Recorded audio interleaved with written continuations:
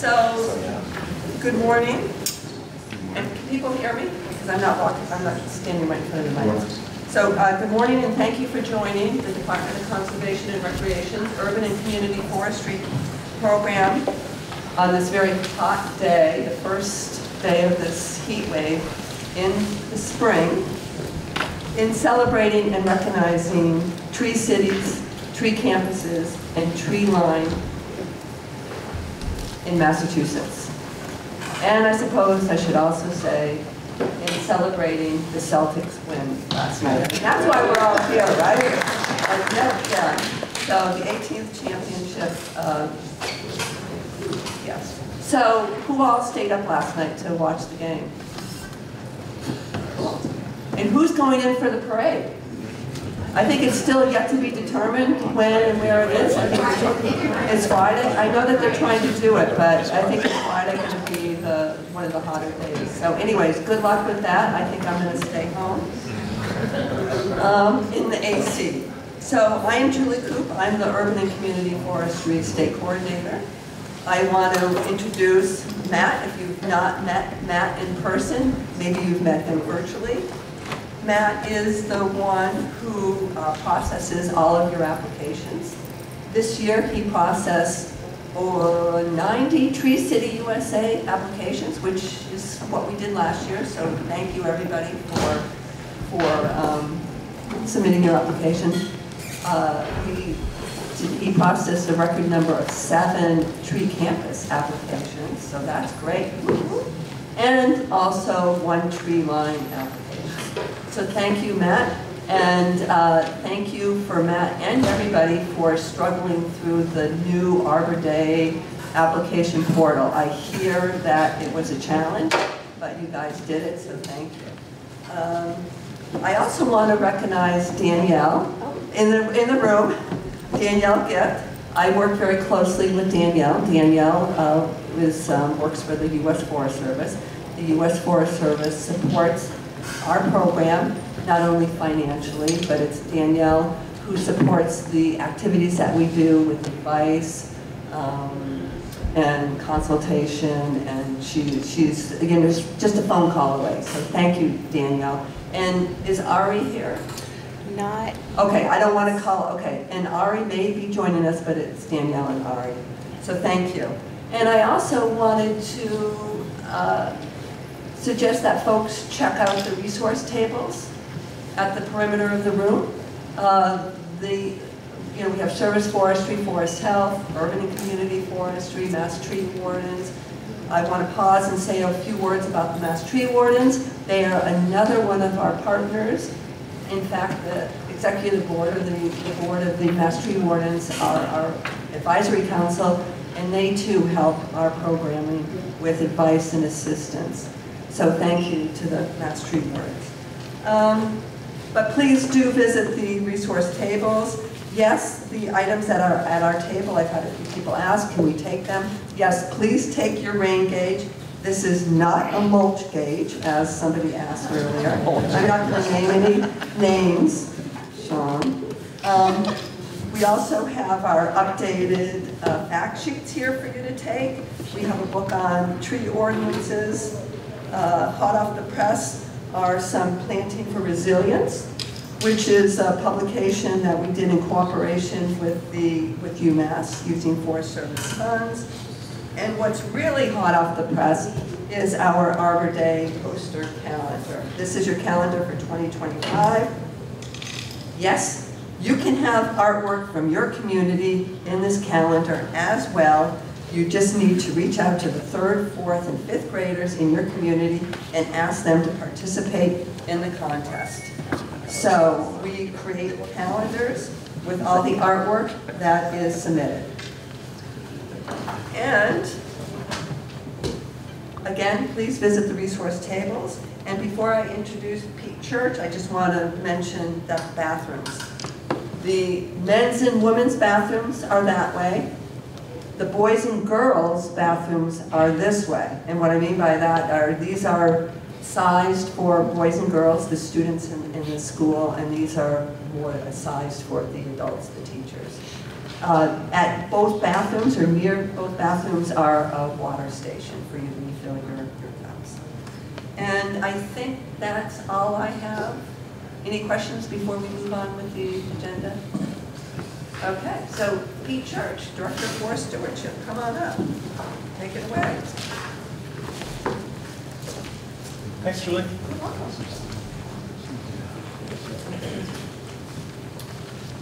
Good morning, everybody. Good morning. And welcome to Westborough, which has been an active participant in the Tree City USA for 15 years. As Julie mentioned, my name is Peter Church. I am the Director of Forest Stewardship for DCR.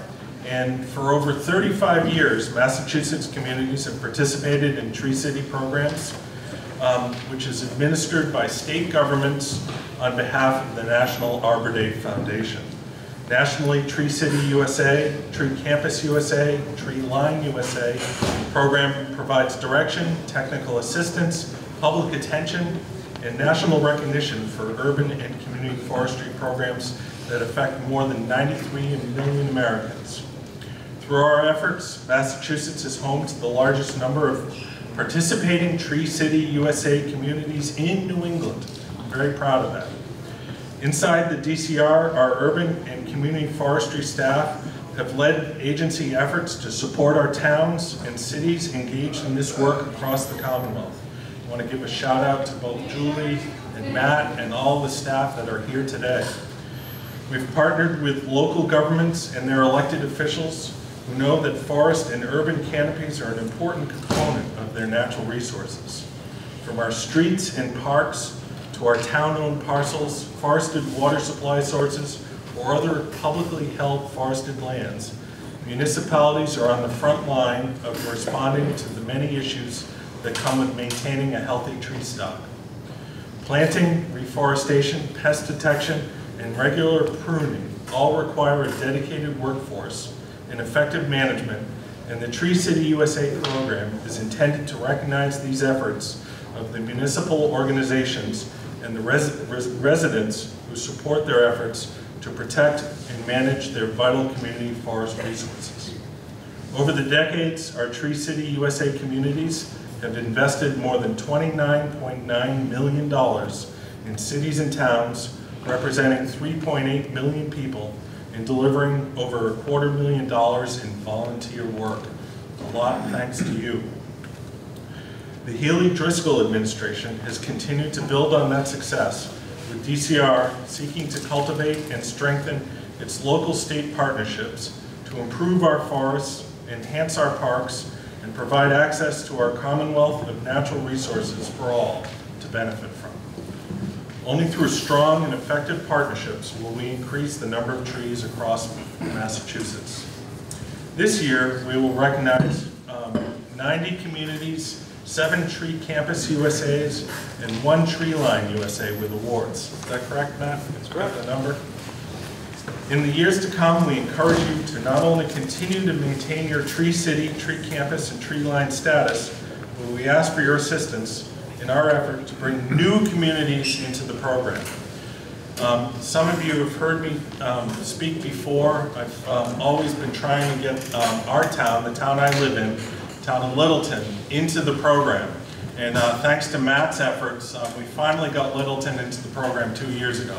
So I was very excited about that, thanks to Matt. Each of you here today is an important link in the effort to ensure that we turn over our natural resources to the next generation. One of the things that I like doing, especially with the signage that we hand out, is when I'm traveling across New England or parts further, I love seeing the Tree City USA sign as I enter into a town, and especially look for how many years the Tree City USA program has been part of. I don't know if I've seen it in Littleton yet. Have you seen the sign up yet? It's up. All right, good, good. So in my travels around New England and points further, I have, I'm kind of a geek like this, I've seen the Tree City USA signage. This is down in Texas at Fort Cavazos and the Army base. And they've been a Tree City USA partner for 14 years. So my son's in the Army. I was taking pictures of the Tree City USA sign while he's trying to show me around the Army base. This is what I was taking a photo of. Again, thank you very much for being here. Appreciate all of your work. And at this point, we're going to turn it over to Westborough for their presentation. And I want to introduce Chris Pan, the Director of Public Works, Derek Saari, Assistant Director of Public Works, and Kyle Grendell, the Westborough Tree Warden. And they're going to give the next presentation. So thank you. All right, well, thank you all for coming here today. I just want to take a few minutes to say thank you to DCR for asking us to host this event. Mention our town staff. I'm the face that you're seeing on our programs right now, Assistant Director Derek Saari, one of the other ones, as well as our forestry team, and Pam Kavaleski, our GIS coordinator. Without them and the rest of our town staff, we wouldn't be here. We're going to touch on our DPW, how we've kind of modernized our forestry programs, how they've changed, and we're also going to look at a couple other things that we do that you may or may not want to adopt and could be different from some other communities. So our director, Chris Payne, couldn't be here today, so I'll be subbing in for him. So public works modernization. I think we've all probably heard this in the time. It's a keyword that's been beaten to death. But when I think about what that means to us and why, I think about our goals. Like every one of us, it's to provide essential services to our community, but how we all achieve this looks drastically different. Several years ago, our philosophy, and that's thanks to Director Payne and Derek Saari, our Assistant Director, it shifted and became proactive. It wasn't just go out and fix something because it's broken. But the issue was we needed something to complement that idea, a program. And then we wanted to track it, we needed the proper tools, and we didn't quite have it. And that was kind of the old mindset of a lot of DPWs. I've certainly been part of it. I think many of us who've been in this industry for 20 years have. So we wanted to track those workloads, we wanted to achieve them, and we wanted to be manageable. So the shift was systematic, and it brought through it a lot of changes and creation of new maintenance programs, additional employees who are here with us in this room, in this town, new equipment. We're all looking at budget cuts, budget adds, and we all want more things to do different stuff. You know, trying to fund positions and keep people, equipment is a huge part of that. So all of this created a new vision for the town and its success as far as we were concerned. So what was our problem, right? Some of the things I just touched on. That's our town. That's the sector map. You know, pretty similar to something you guys have all seen in your communities. Those little blue dots are some of our workload. There's a lot more on them now. We estimate 30,000 public shade trees, 156 lane miles, and there's another slide, but this doesn't include all of our water, sewer assets and easements. There's quite a lot. So, you know, how do we prioritize these? Like all of us, Excel spreadsheet, we jot it down on paper. What's our expected response time to the public? Was it 1 day? Is it 2 days? Is it a week? And do we need to implement this system that makes us efficient in addressing all of these? And are we getting to all parts of the town? I was guilty of it until I started to adopt these things, as you kind of hyper-focus on where your problems are. Whether it's a tree issue, it's a water sewer issue, you go to where your problems always are, and you kind of forget to go to other areas. And this is not forestry, this is department-wide for the whole DPW. So we want to make sure we got to all of these parts. So our solution within the DPW, and I can't take credit for this, this is something that we adopted, was the sector program. Up here on the left is one of our sectors. On the right is the entire town mapped out with a calendar. And this allows us to set expectations for us internally where we're going to be going and how the residents can expect to see what we're going to do. And when we adopted this, it does a great job at forcing us to go in these different areas. So what it is once a week we work in this sector. We do it 4 times per year, and we just get through there. And it forces us to say, hey, you know what, I'm on my main street this week, but next week I know I'm going to look at the next sector, which is going to be a little back road that nobody ever goes to. And lo and behold, I get there and I find a tree that's blown over in a culvert. I find that there's could be a water leak, and we're going to go look at a sewer pump station on Casement. And prior to this, we did an okay job of getting at that, but we didn't necessarily do a great job. The outcome with that is some of the things I just talked about. You know, we now track and we plan these things. This is our whiteboard. All of our supervisors or leadsmen, we meet at this every Thursday. We jot down what we expect to get done for the week ahead, and it gives us and our staff that work below and above us the ability to see what we're doing, And we talk it out if there's any conflicts for equipment, you know, if we're sharing backhoes, if someone needs us to help them because they're doing an inspection and they need us to clear the vegetation around from a sewer manhole or a water, stormwater asset. We work together and it helps us work cohesively. The other thing that's really nice about this is we can all be working in the same neighborhood. We all know we're there. And the residents, they'll see a forestry truck, they'll see a water truck, they'll see a stormwater truck. And I go, wow, these guys are doing a lot for us. Instead of just somebody once in a while. And then if we do a big takedown and we need a street sweeper, they can come right behind us, or we can go help them with other things. So it allows the whole group to work cohesively. As we go through and we work through our work weeks, this is our new data system through ArcGIS. Pam, who's in the back, has been amazing at keeping this up. In real time, on our phones, on our tablets, if we're doing tree risk assessments or tree inventories, this all gets added on here. How many trees we plant per year, and in real time this gets updated so the public can see what we're doing and why. It works really well for us internally and externally. So, Forestry Division, we did some restructuring with this. This is really my story with Westborough, and that's where I started. When I came onto the town a couple of years ago, it gave us an opportunity to look at how we were operating and how we needed to operate. We realized quickly that there were some pretty drastic changes we needed to make to keep our forest and our town stable. The people that were here before did a great job, but they just did a different management program than we did, and we were looking down the road, I think, a lot farther than previously, as many in this room are. Emerald ash borer beetle, even Dutch elm, we still deal with it. We're looking at these issues on a big, long-term basis. So I really wanted to have a system in place to do that, which we didn't have. So what I did is I looked at our purpose, and these are the key drivers I looked at. I said, what's my purpose? What are the requirements of the forest for us to manage it successfully? What are our current capabilities? And what do we need to develop to actually have a good management system? And in short, when I say purpose, I say I want to maintain all of our DPW assets and critical infrastructure to the highest degree possible as it relates to trees and agriculture. I want to utilize long and short-term planning, and I want to make sure that we can have a sustainable maintenance plan, not just a short-term. And that way we can, down the road, have a map for someone else to walk into, take care of it, and do the right thing behind us. And just keep it basic. The requirements, right? Some of these things you guys have seen. This slide on here on the left, that's right next to one of our town wells. That gives a lot of water to a lot of people. We lost a whole oak stand there to spongy moth, so we went in there, we pulled them all out. Flow restoration is a product, is a program that we came up with, part of our SOPs, which Derek will touch on, but basically we pull trees out of the waterways. If it's critical and it's going to flood, we want those waterways to be open and flowing. And this is a different program than I've ever done, and it works really well. It's great to get that stuff out of there. And then on the right is our inventory and our assessment program. We do full online assessments where everything's put out to the public. You'll see an example of that later on. We do full tree risk assessments, and we go out and we continuously update this database to make sure we're staying on top of things. Just last week, I fielded a phone call from a resident that wanted to know, hey, I've got a big white oak. It's got to come out. So back to bottom. Why does it have to come out? Who told you this? And it was their insurance company said an arborist had to come out. I'm like, we don't take trees out because an insurance company tells us to, but it's a town tree. So we do a tree risk assessment on that. We'll look at that as we go through our sector program. We'll write them a letter to their insurance company saying it's a town tree and it's safe, and we go through all of our protocols and it's documented.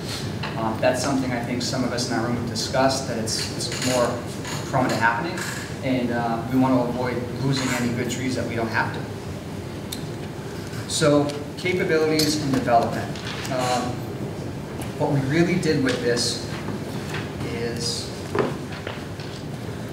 we took a look at what the current program had when I started and what I thought needed to be successful, and we completed a few roads up to that standard.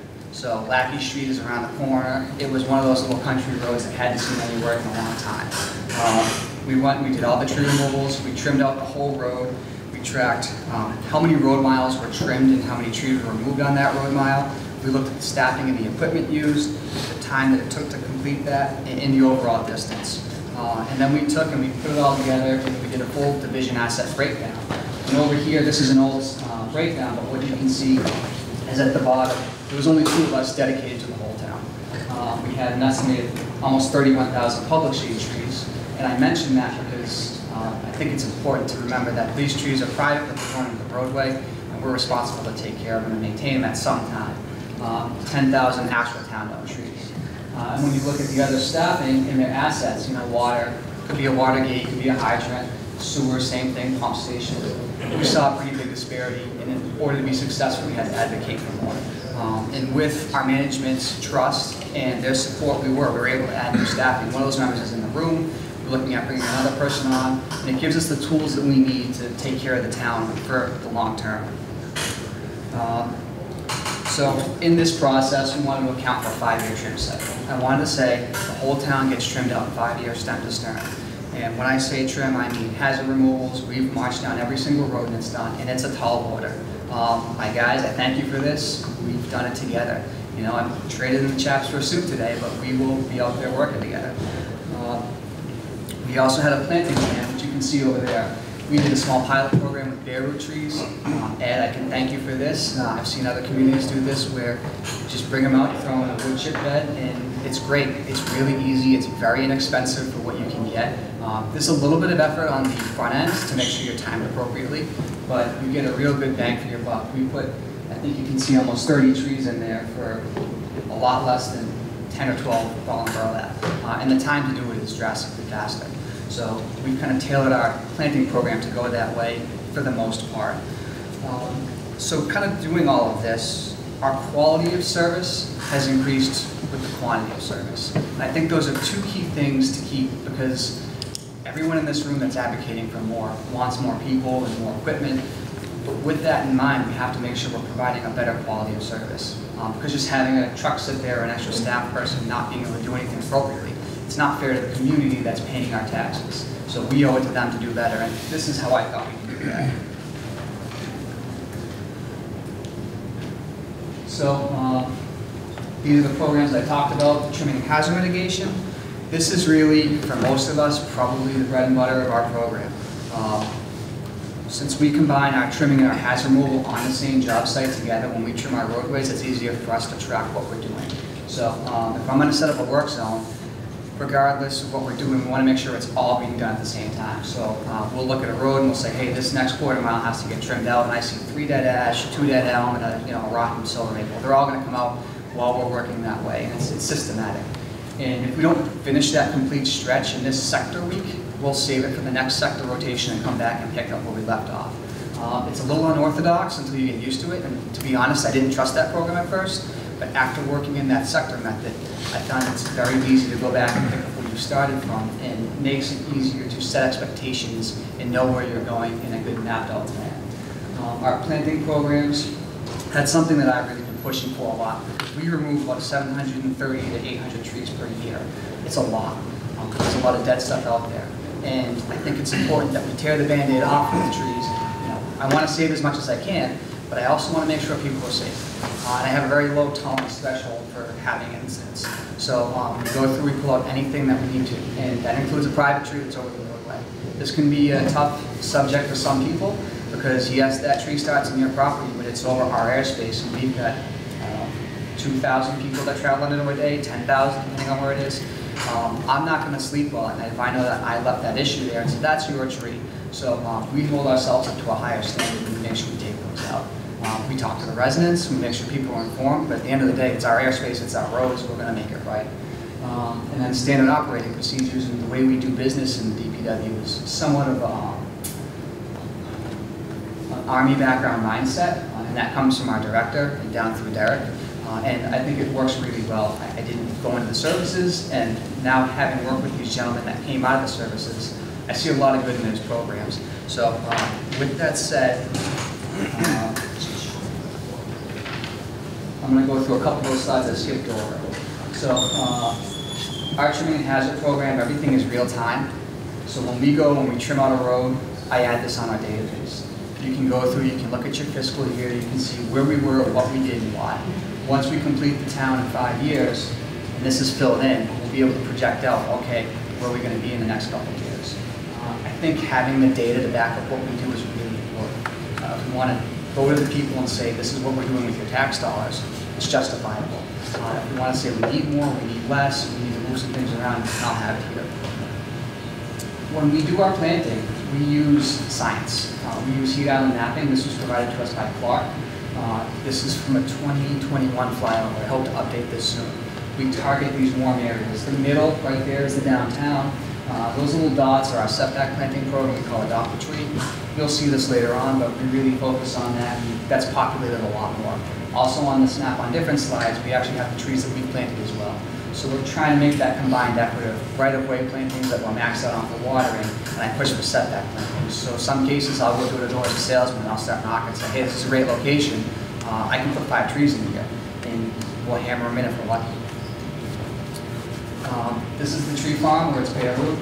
We use wood chips. It actually works really well. They come in off the truck, they're on the right, throw them all in the holes, we scrape them in, and within a couple weeks to a month, most of them are planted.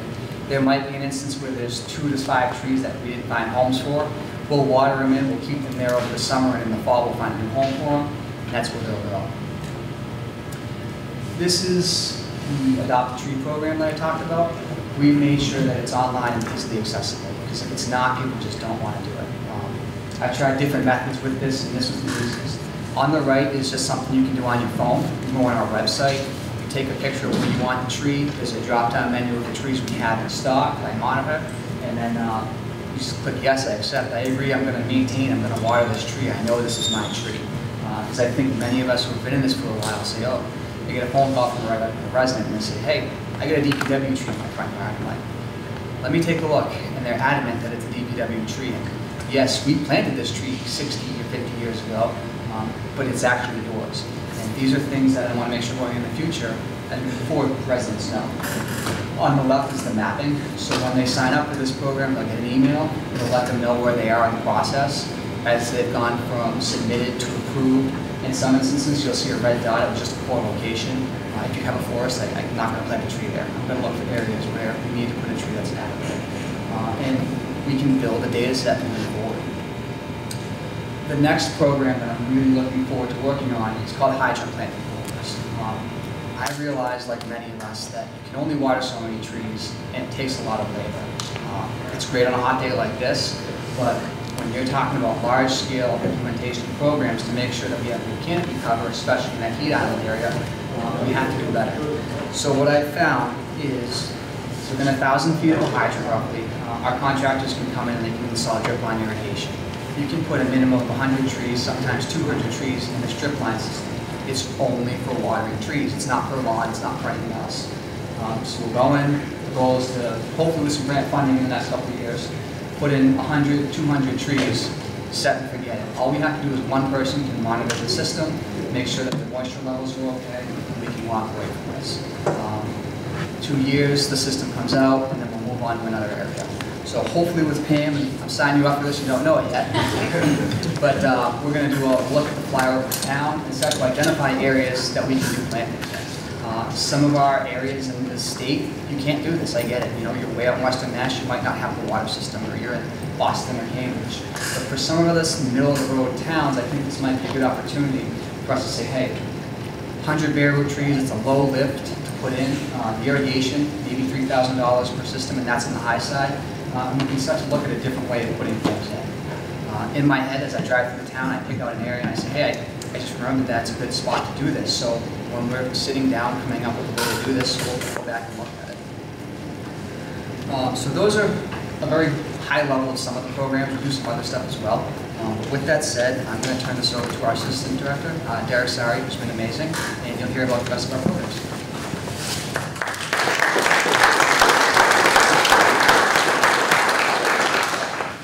Thank you, Kyle. Again, my name is Derek Saari. I've been with the town of Westborough for 23 years. Kind of got a diverse background, 19 plus years as Conservation Director, and then the balance here at the DPW. Prior to that, my education was at the University of Massachusetts, in part, from 1994 to 2000. But I also had the ability to work with DEM at that time in their urban forestry program in Boston. And I worked with Edith Macra, these are old names, Jane Kelvin, Philip Rodbell, he was my main supervisor. So when Kyle and I communicate, we're not communicating some foreign language, like this is what I did.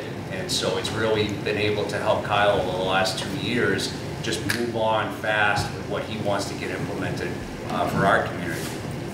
So Kyle touched on standard operating procedures, or SOPs. We have many SOPs that we have written here at DPW to help guide us throughout our municipality in terms of our asset management. So our Chapter 90, that's what we're doing right now. We're out paving roads. We've got a couple roads open. We start that process back in October. We'll typically set up where we're going.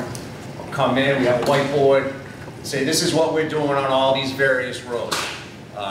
The highway division, the water division, the sewer division, and the tree division all have SOPs relative to what their obligations are during the Chapter 90 process. That's when DPWs are spending their most money instantly, is through the Chapter 90 process. It's very expensive to pave roads.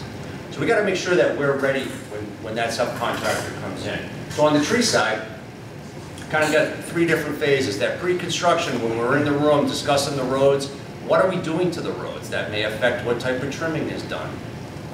What type of easements are in that subdivision, if it is a subdivision? When was the last time they were looked at? What type of tree growth are on those water, sewer easements, or drainage easements? So it's really all encompassing during the pre-construction. And then there's a construction phase when the work is actually commencing, which last week, a tree actually had died over the winter, to which was not dead when Kyle went in and pre-pruned this area, which was the year before. So before they put that top coat on, which could be in the next week and a half, Kyle, Jeff, and Ryan went out, got rid of this thing. It was actually hemlock, dyed hemlock woolly adelgid fairly quickly. But we didn't want to take that down after the top coat on the sidewalk and the road was done. So we went out and grabbed that during the construction phase. And then post-construction. Some of our subdivisions have opportunities to do plantings. Some of our subdivisions that are older have a lot of defunct homeowners associations at this point in time. And those areas actually have a vast amount of open space. Or they were designated for something else. Maybe it was a small playing field that's now becoming more overgrown. So those are great opportunities for Kyle and his crew to go out, take a look, assess it, and say, hey, you know what, I could put 20, 30 trees in here. It's not the heat island, perhaps it's another type of planting program that Kyle's doing, and he can implement that out there. So we work with whoever's left on that HOA. It's usually not that many, but it works well for us. So some of our subdivisions are vastly different. So where we're paving right now, one dates back to 1966, the other one's 1992. Well, the trees in those subdivisions look a lot different in those 2 areas. So Kyle will go out and just, it's a different prescription in terms of what we're doing. But we do go out and do a lot because you can't have somebody on a milling machine 12 to 15 feet up in the air getting clobbered by trees. It just doesn't work. So you have to get all in ahead of time. So that's one of our SOPs relative to road paving. Another major one is pre-flood mitigation. So that map on the right is Sector 9. Kyle said that we had 10 maintenance sectors. That was derived because Westborough has 14 watersheds in town. 4 of those are extremely small. Pam combined those 4 into the 10 to make the total 10. Nice number. It also works really well for the calendar for that maintenance sector program that runs from April 1, goes 4 rounds to the end of February. So this is Sector 9. We are right here, right now. We have a running list from my prior job of flooding areas of concern in the community. So in this particular one, we have 18 of them here, and then they're all enumerated back up in here. And we have teams that get set out that's on the left. So every March 15th, we basically come back in. It's the highway division, cemetery division, parks, and tree. We all come in, and I shuffle the deck, because I don't want cemetery with cemetery, I don't want highway with highway, and I don't want tree with tree. It doesn't build a good team. So shuffle the deck, put highway with cemetery, whatever it takes. Eventually there is some overlap just because of the numbers, but it builds cohesion amongst divisions that don't necessarily work with each other every single day. But there is going to be that event where everybody's hands on deck, and you ought to know who you're working with. So everyone gets divided up a sector. I also list out how many stormwater detention basins are in those sectors. That's in mid-March. And then they are responsible for that sector from April 1 of 2024 in this instance to April 1, 2025.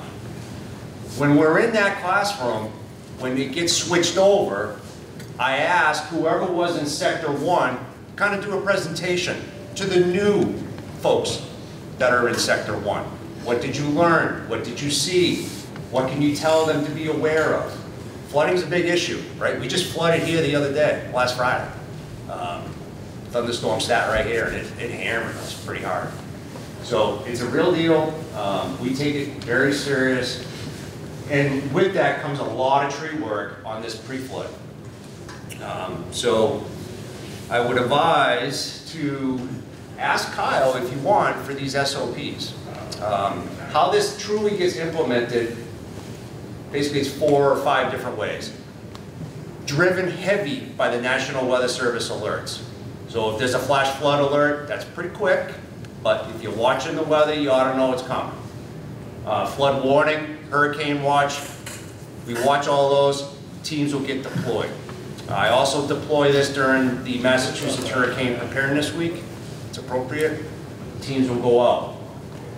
The round 4 of the sector program, which is from December to February, that tolling period, each week there'll be a day where everybody pounds that one sector. Everybody's going to Sector 9.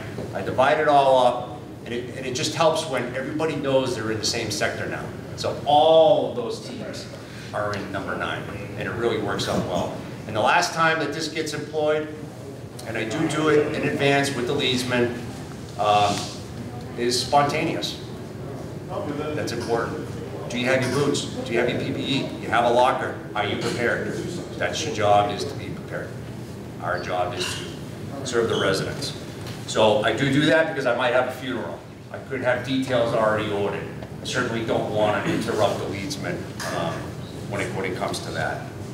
So certain things we do, we go out, look at that, big log across that, that's going to be a problem, that's on Flanders Road, double barrel culvert system. We also have to go out for some of these SOPs to be executed correctly. We need to find where our vested easements are. We have voluminous amounts of easements in Westborough. 25 miles of cross-country sewer easements through the woods alone. Never mind water main loops, never mind drainage, it's a voluminous amount of easements. So that one, we actually had to bring in a surveyor to find. It was a very complicated easement, a lot of angles, and that bound is like 6 to 8 inches below turf. Finding buried manholes, very important, and then maintaining our 55-ish now, so we just did a couple road acceptances, our stormwater detention basins in town. We got about 55 of them. This is how they look. They did not look like that when I started in 01. Those earlier ones were completely treated. It was a lot of work. To not only know where your asset is, but how do you get in there and get your arms around something that's town-wide. But that's how all of ours look now. They get mowed once a year, pursuant to a contract. But these teams go out and they will inspect those. This is a video that Kyle put together for our stream restoration, critical flow stream restoration. And again, all the crews are involved in taking this out. So those that are involved in the Wetlands Protection Act or conservation, or maybe some of you serve on your local conservation commissions here. The way I've always looked at the Act is what are the interests of the Act. And there's 7, 8 of them. So for here, this is storm damage prevention, prevention of pollution, flood control, and in this particular area, it's my drinking water supply, protection of public water supply. So we're not harming the wetland resource areas. It's my professional opinion that what we're doing is trying to meet the intent of the Act, which is to facilitate those interests. And that's what Kyle, his crew, was doing that day. And then there's another video here. During that pre-flood, when these teams were out, this is a bypass, pretty good sized bypass culvert system, and there was a lawn patio stuck in there. Did a confined space entry form on this thing, but all it takes is that glove right there, and then it compounds, and it compounds, and it compounds, and it's 1 o'clock in the morning, and you got an event. There's no way you're going in that culvert system to solve that. It's not happening at that time of day. So you got to go out in advance to get that out of there. There was no value left in that chair afterwards. The thing was pretty launched.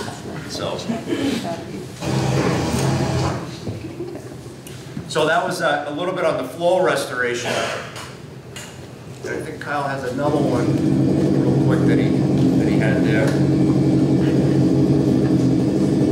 So Kyle purchased a very powerful winch. There's an SOP driven on that. You got to be very trained on this thing because you can get hurt pretty significantly. Well, again, we got 34 sewer pump stations in this town. It's a lot, and of course they're in the lowest area. So these guys know where to go. There's a lot of tree work. It's not just Kyle and his crew going out and trimming. They're doing a lot of things that are not on the right-of-way at all, and I think that's just a different perception. I was a tree warden in my hometown of Ashland. I didn't do this, I can tell you that right now. But over the years, just maturing and seeing what the obligations are has certainly changed my perspective. The last one is Public Works Resiliency Week. This is the last SOP and one of the newest ones that we have created. Set the last week of March. Totally set aside unless a water main break happened. All the divisions, park, cemetery, doesn't matter, other than our fleet division. They're out there focusing solely on our assets with extreme precision. So we will go out and inspect all 25 miles of our cross-country sewer easements. Looking for trees, damage, what have you. Popping 241 manholes that are out in the middle of the woods. We do all our zone 1 aquifers.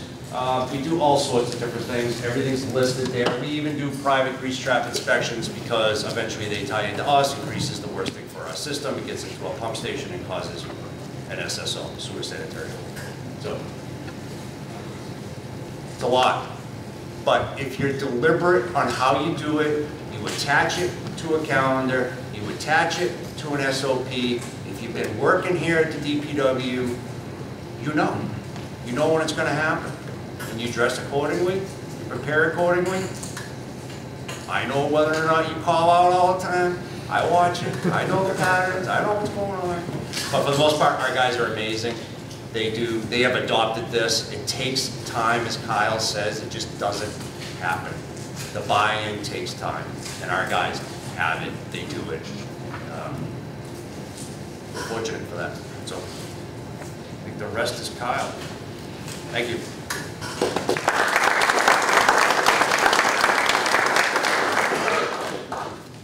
All right, so I'll make this quick. I know we gotta move on to some other stuff. Just a quick show of hands. Who has a sustainability coordinator in the town? Are they new? Do you know who they are? Have you met them? Right? These are things that are changing. Education outreach. Yes, we get the kids here. We do a lot with them. We go into the schools. We educate. Because honestly, the kids do a better job than the adults. They bring the stuff home to the parents. It helps for funding, but it feels good. We make our community better. But when I ask about the sustainability coordinator, there's a lot of the things that we're focusing on right now is long term. I just sat down with our planning director and our sustainability coordinator in a similar fashion with PowerPoint to go over what we do and why. And make sure that they know so that when they're looking at what they're doing, we have a seat at the table. They know that we're looking at a heat island corridor. They took that map and they've adopted it. They know what my plans are for planting. They know what we need to be doing and why. And we really start to push for the future. Because we don't have that interdepartmental coordination through the towns, it doesn't create a cohesive, successful type of area. So currently that's where my biggest focus is. And with that, I'm gonna skip over this. Thank you guys so much for having us. If you have any questions, feel free to ask me. You can scan this QR code, it takes you right to our forestry division. Everything I've talked about is up on there, and if there isn't anything, just let me know and we'll be happy to help you out.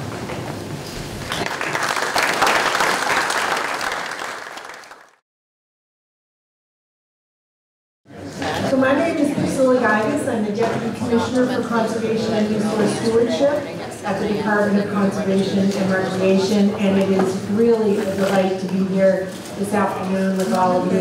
This is such a feel-good event because we know how hard you have worked throughout the year to be recognized today, and we really want to say thank you. And so I want to introduce someone who established his roots at DCR last year and has spent the year growing and learning and leading. And one of the things that he loves to do best is to be with our partners and be with our communities, because he's a big believer in making sure that we build community. And you know our mission statement, it ends with "for the well-being of all," and that is something that Commissioner Rigo always goes out and promotes. And so this is a great event to be at and to introduce Commissioner Rigo from the Department of Conservation and Recreation.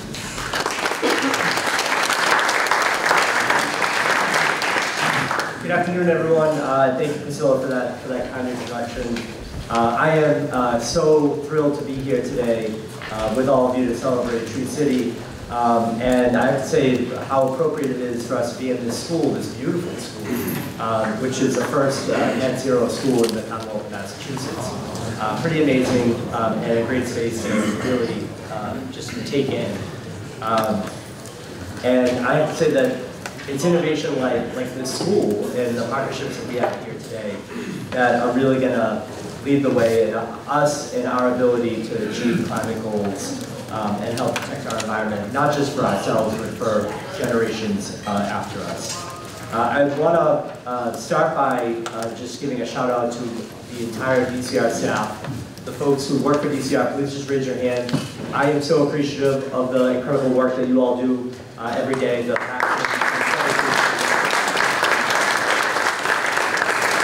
You heard from Priscilla. I just want to acknowledge Pete Church, Julie Coop, Matt Cahill. Thank you for your tremendous work. You heard from Patrick Lundquist earlier today. He's an amazing new addition to our team. But for the entirety of the DCR staff, I am very lucky to be part of an organization that has tremendous public servants who really care and are dedicated to their work. And you can see that on display here today. I also want to give a special shout out to the town of Westborough for hosting us. Again, this beautiful building is really amazing. Prior to my time as commissioner, I was mayor of the city of Revere. We were hoping and have been moving forward in building a new high school in Revere. And so when I look at buildings like this, I'm just awestruck. And to know that this is the first net zero school in the Commonwealth is really amazing. And I think of the future stewards that come through these doors and will benefit from the work that we're all doing today. Also want to acknowledge and thank our legislative partners. Unfortunately, Senator Moore and Rep. Kane were unable to make it today, but we are joined by Representative Kate Donahue. You'll hear from her in a little bit, but just want to appreciate the partnership that we have as administration with the legislature. We can't do the things that we need to do unless we have the support from the legislature, and they've been such a great partner. Rep. Donahue has been such a great partner, so just appreciate the work that you do. I know that we have several communities here today that have held distinction as a Tree City community for over 35 years. And we have some new ones and some first-timers.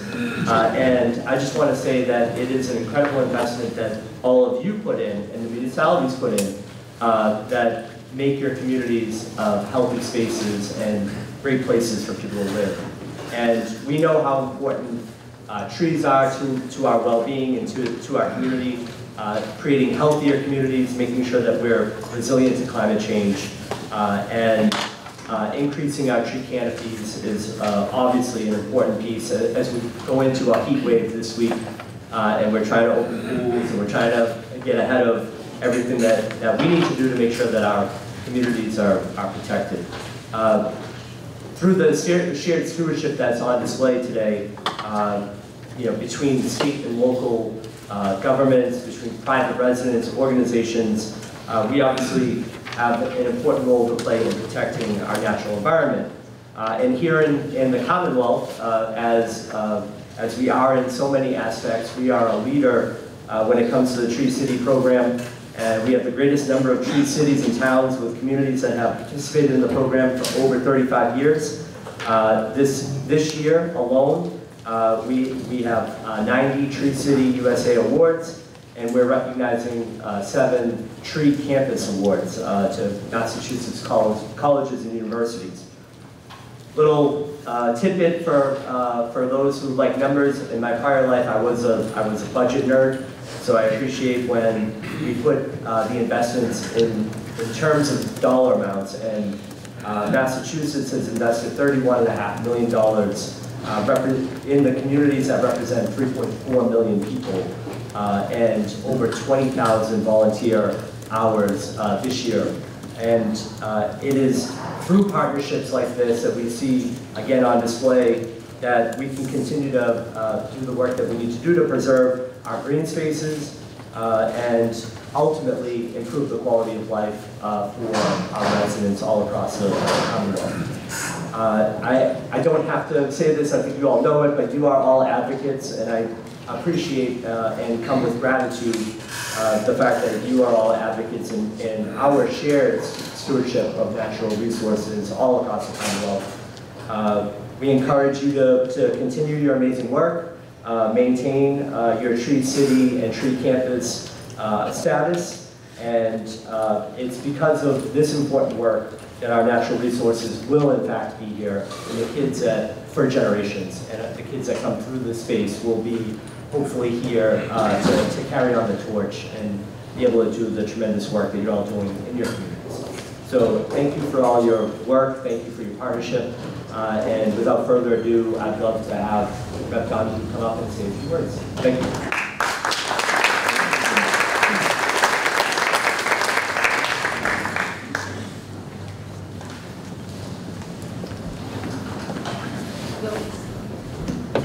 Different height that I need. Thank you, Commissioner. And I just want to thank everybody here for your work. Well, first I want to welcome you to Westborough. And I'm excited that we're celebrating 15 years as a Tree City. But it doesn't happen without people like you. Whether you're a professional or whether you're a volunteer, whether you do this as your day job or for whatever reason, you all care deeply and passionately about this work, or you wouldn't be doing it. And I just wanted to say thank you. As I was driving here, I remembered when Westborough became a Tree City. A close friend of mine had led the effort, a select board member, and he's not living in the state anymore, but when I called to tell him that this was happening, he was just absolutely thrilled. And it was something that he was very proud of accomplishing while he was a select board member. And I just want to once again thank you for your work. Thank you for what you do. Thank you to all the DCR people, and welcome to Westborough.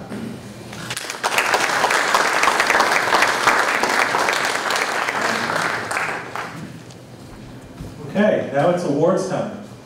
So I'm going to be reading them off, and Commissioner, if you could head over to the awards table, and when I call out your community, just head on over and get your award, and Matt's going to be taking some photos. So let's get started.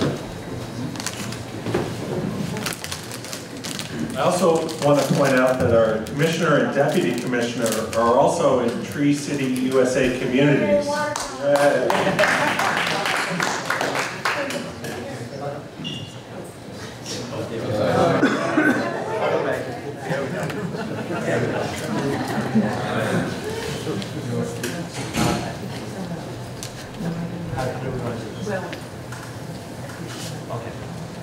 Okay, so we're going to get started with Tree Line USA to begin with. So if I could have Eversource come on down.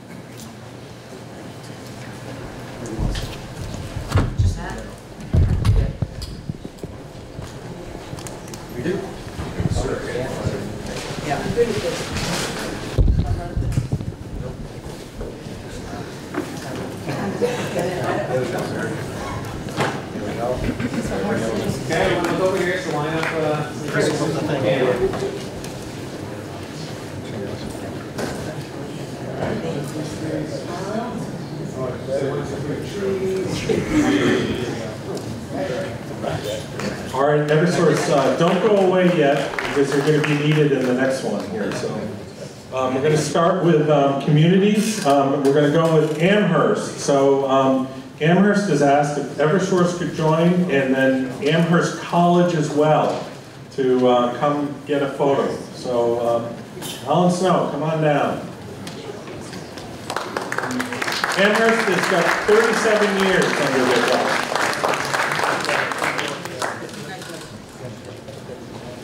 Separate photo first. Here,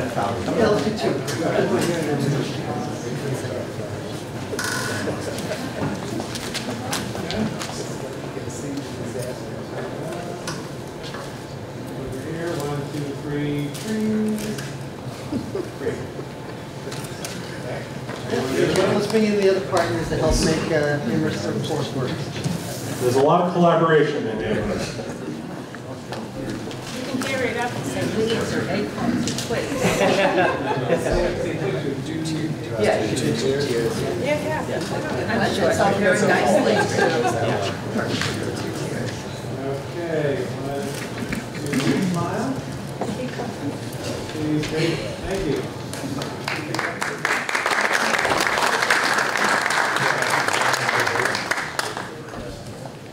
Okay, the next community is Arlington, 22 years plus a growth award.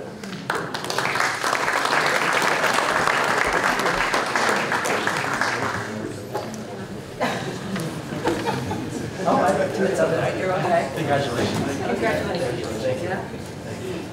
Why don't you come around? Yeah, put it around. Look at this now. Yeah. By the time we hit D.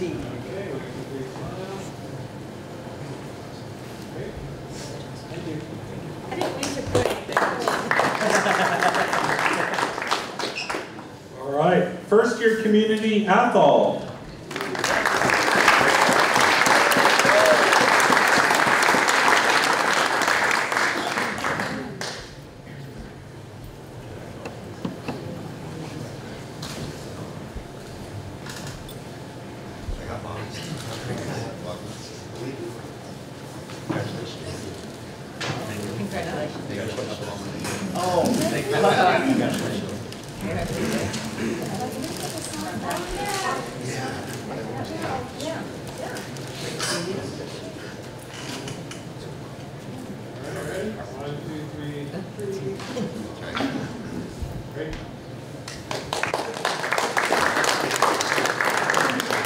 Okay, the next community, the City of Boston, 26 years plus a growth award.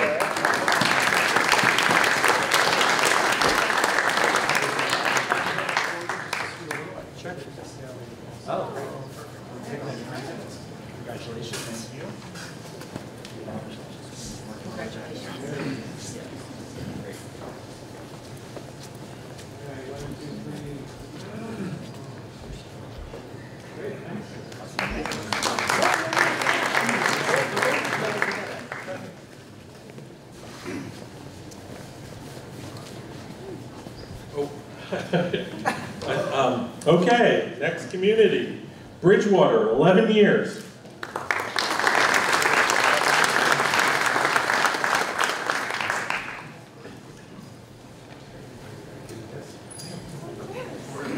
Come around. Come on around. Congratulations.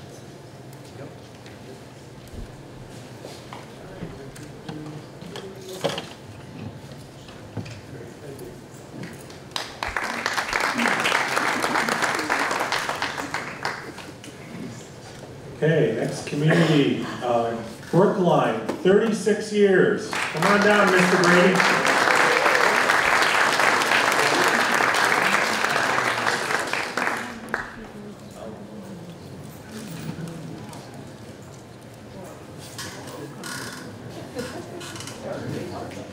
Congratulations.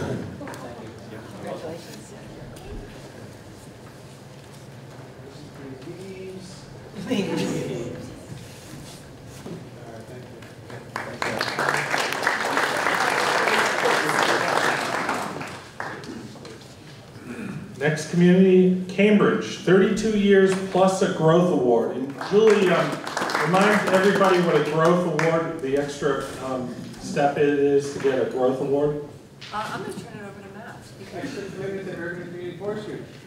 Once you participate in the program, please look to the growth award criteria and see if you want to join that. A lot of this stuff, just like with your regular Tree City USA award, you're probably already doing. So look into the different standards. You need to accrue about 10 different points in a variety of different categories. And you'll probably be able to find it's easier to achieve than you think. So take a look for your growth award. Thanks, Chad. Rather be on the golf. All right. 1, 2, 3, smile. Great. Next community, Chelsea, 18 years.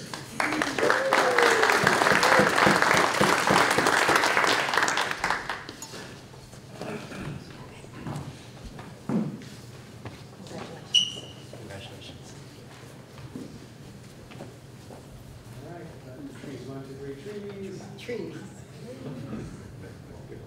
All right, thank you.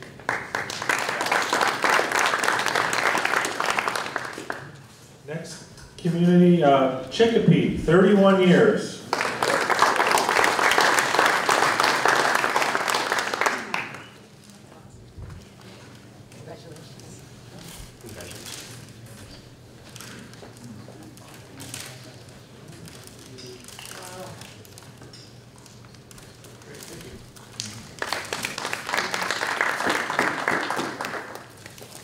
Community, Franklin, 2 years, Franklin.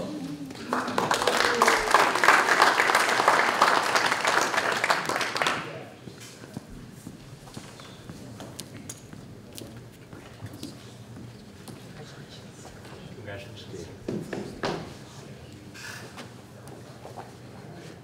3 quiz. Thank you. Next community, Longmeadow, 22 years.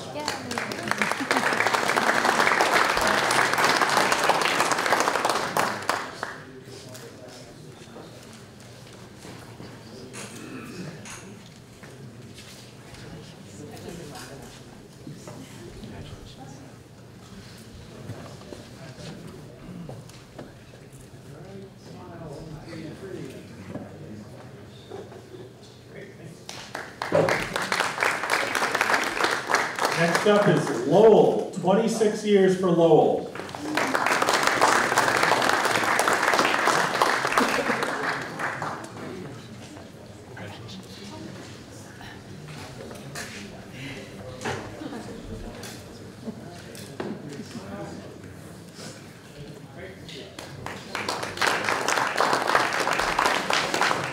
Next up is Malden, 9 years plus a growth award, Malden.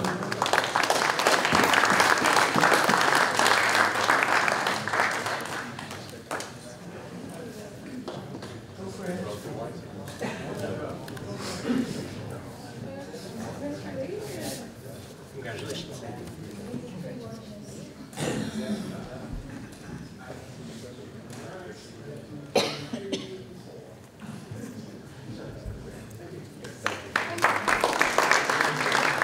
Next up is Medford, 26 years, Medford.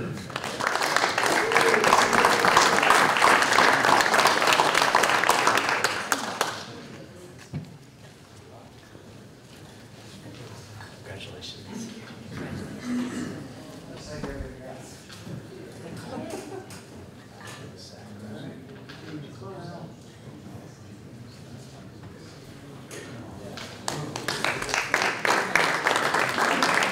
Next community is Natick, 17 years for Natick.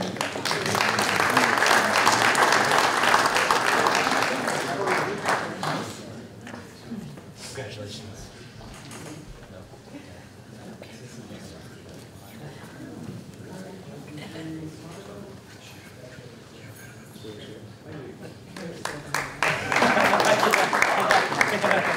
Next up is Needham, 29 years for Needham.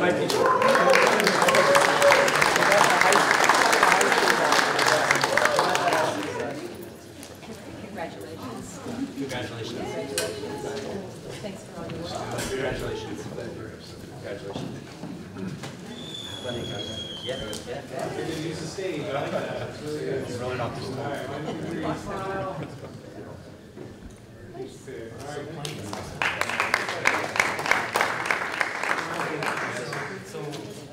Next up is Northampton, 17 years plus a growth award.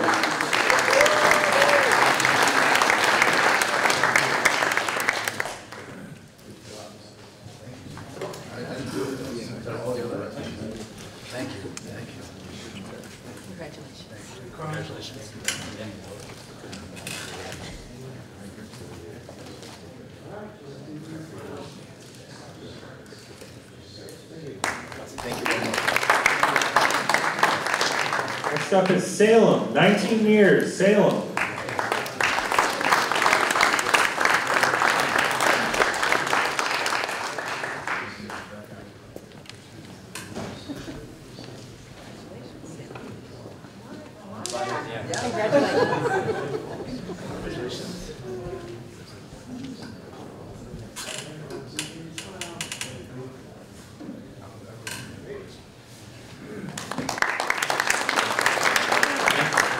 Next up is Shrewsbury, 2 years for Shrewsbury.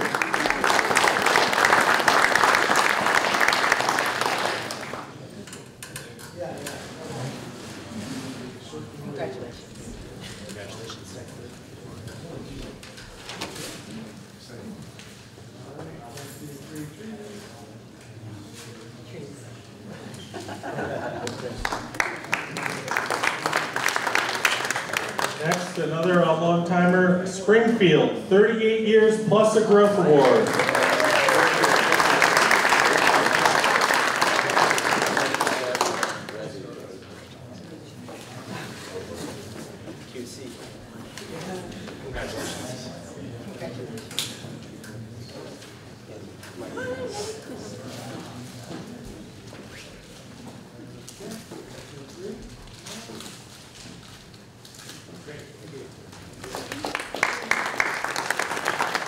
Next up is Swampscott, 31 years, Swampscott.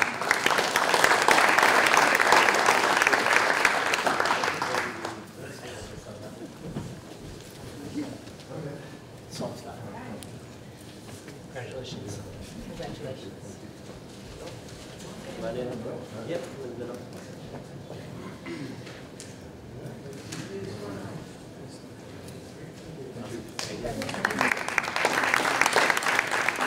Tewksbury, 2 years, Tewksbury.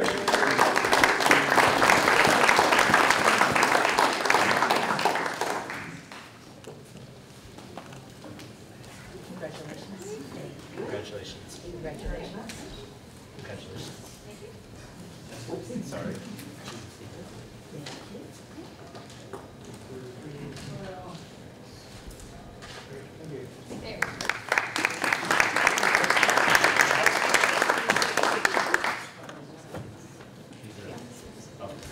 Okay, Wakefield, 23 years, Wakefield.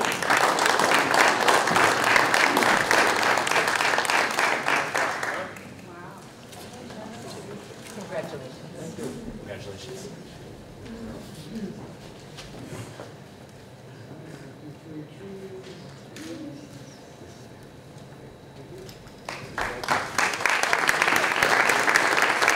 Next up is Waltham, 22 years for Waltham.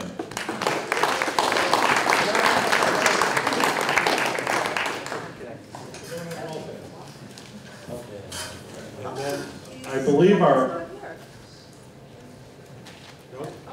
I believe our oldest community, Wellesley, 41 years for Wellesley.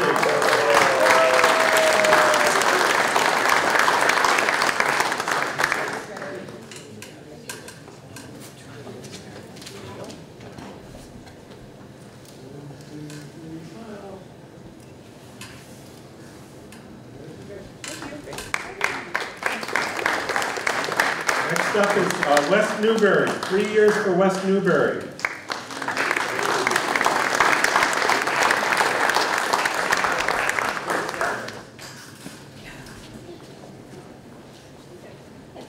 Congratulations. Congratulations.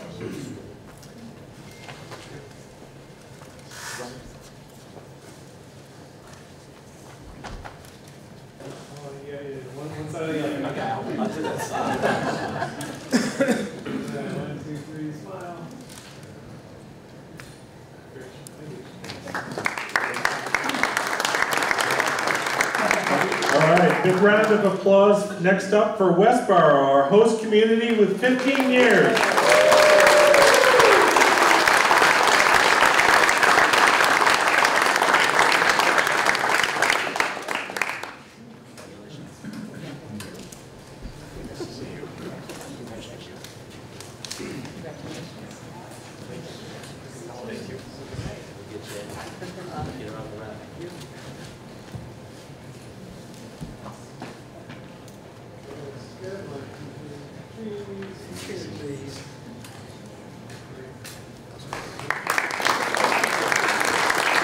Okay, other veteran community, the City of Worcester, 38 years plus a growth award.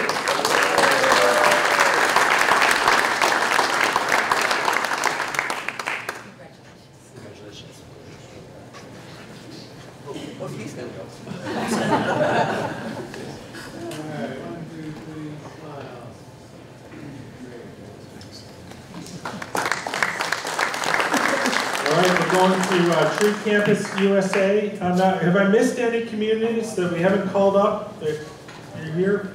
Okay, we're going to go to... Holy cow, where's South Hadley? It's in Western Mass. All right, that's a comedian. South Hadley, 29 years.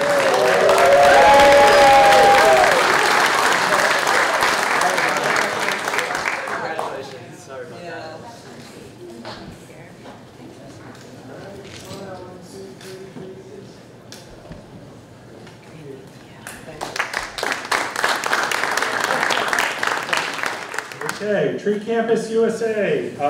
We're going to start with Amherst College, 2 years, Amherst College.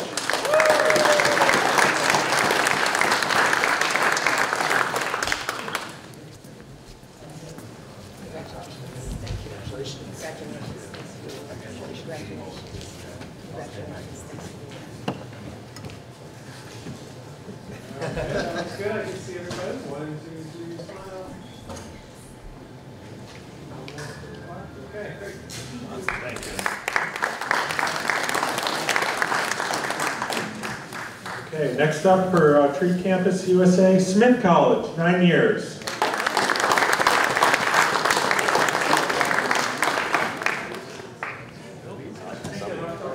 Smith is not with us.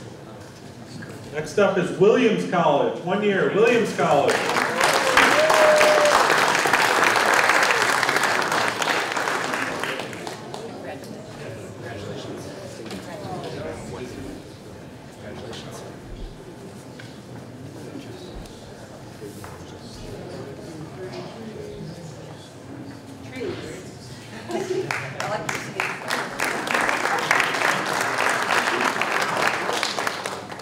Okay, did I miss anybody on anything now? Tree Campus USA, anyone else out there? It's only for people that are here. For people that are here. All right, well that concludes our awards presentation. Thank you very much, everybody.